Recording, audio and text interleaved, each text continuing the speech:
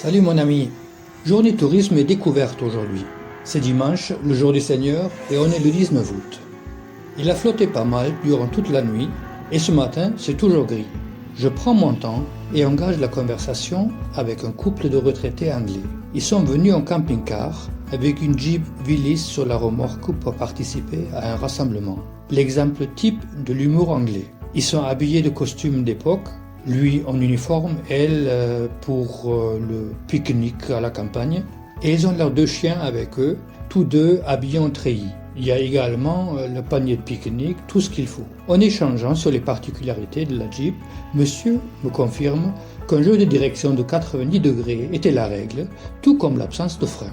Là-dessus, madame enchaîne en demandant avec une candeur bien à l'anglaise « Est-ce que c'est important, la direction et les freins ?» Au cours de la matinée, le temps se lève et je pars faire le touriste à pied. Je commence par mon bien-être, une portion de fish and chips. Ne pas confondre les chips de chez nous avec les chips anglais. Ici, les chips sont des frites.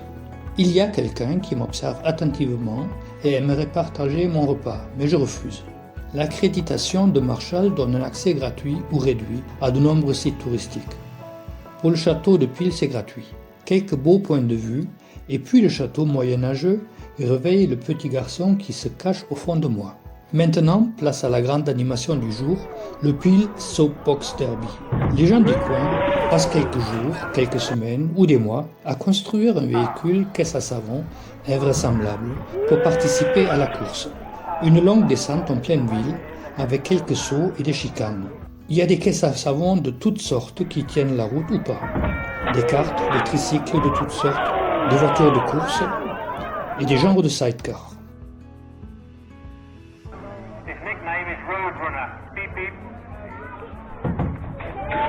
Mike, mon chef de poste de hier à Véranda, participe sur un tricycle haut et étroit, et ce qui lui arrive était quasiment inévitable, car dans la chicane, après le saut, il se chie et se renverse. Il avait bien prévu une cage de protection, mais le con aurait dû garder son bras à l'intérieur. Résultat, quadruple fracture de l'avant-bras et départ en ambulance.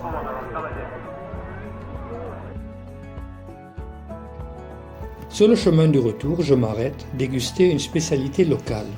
Je tiens beaucoup à ce genre de démarche pour fraterniser avec les indigènes. Et ça me donne l'idée et le courage de tenter le tour complet du circuit. Le temps s'est arrangé, je veux dire, il ne pleut pas, et je profite en m'arrêtant de nombreuses fois.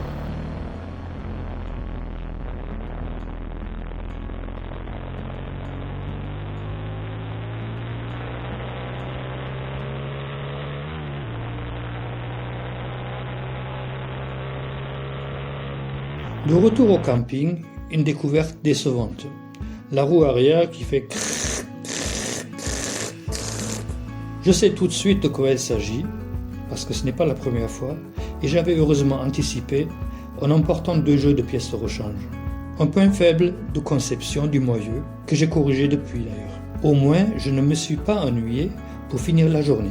Demain, lundi, je serai à nouveau de service en fin d'après-midi, en tout cas si la météo le permet. Mais avant, je vais aller voir un drôle de bonhomme entouré de motos. Ah oui, je tenais à te dire aussi qu'aujourd'hui, je ne me suis pas perdu une fois. Je ne sais pas pourquoi, mais c'est comme ça. Faut pas chercher à comprendre.